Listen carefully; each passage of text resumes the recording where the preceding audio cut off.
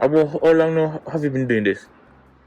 No, actually, I just started it 2 weeks ago because of the COVID. People cut back on spending. A great cutback. And we are earning this concern because no movement.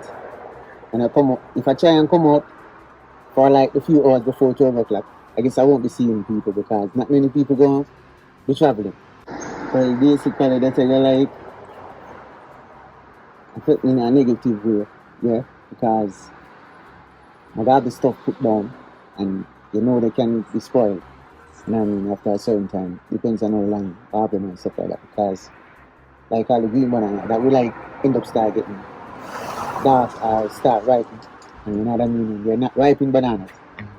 So people won't bite. So I might end up lose that. So I am the only breadwinner in my family. So I have to drive from here, from Mandeville to St. Catherine, Bagwalk, through Bagwalk to Yuatan, over in that area. And I have to pay someone to pick it.